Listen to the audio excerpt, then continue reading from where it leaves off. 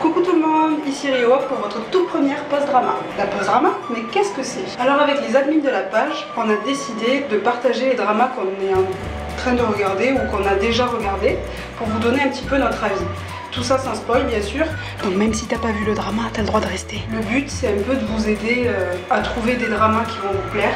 On donne surtout notre avis pour que ce soit moins compliqué de trouver des dramas à regarder. Et donc pour cette toute première post-drama, nous allons parler de Dr Stranger. Pour ceux qui ne connaissent pas, Dr Stranger c'est l'histoire d'un médecin joué par le Bo Jung-suk, formé en Corée du Nord. Un jour ses services sont demandés en Corée du Sud, donc il doit quitter la Corée du Nord pour soigner un patient à l'étranger.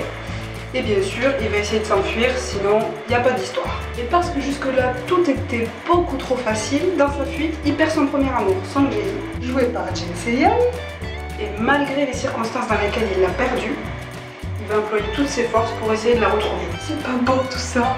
Au final, il finit par s'installer en Corée du Sud, où il trouve un emploi de chirurgien cardio-thoracique.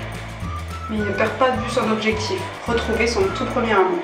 En ce qui concerne les acteurs, hormis le Bo Jung-suk ainsi que Jin Se-yeon, dont j'ai du mal à prononcer le nom correctement, le second rôle féminin est tenu à la perfection par Kang So-ah.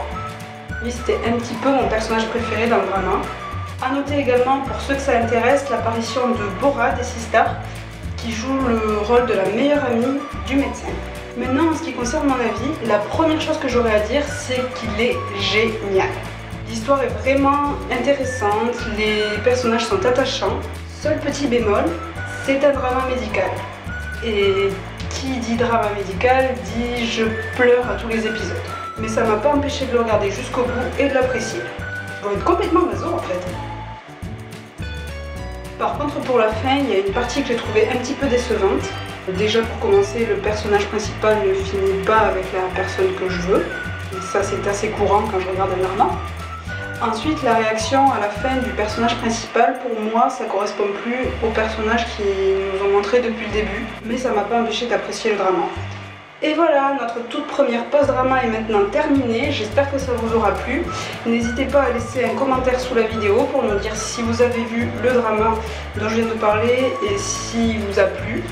Tout ça sans spoil, bien sûr.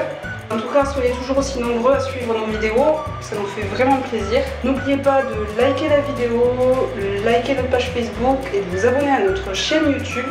Quant à moi, je vous retrouve pour une prochaine post-drama. D'ici là, dramatez fort. Ciao!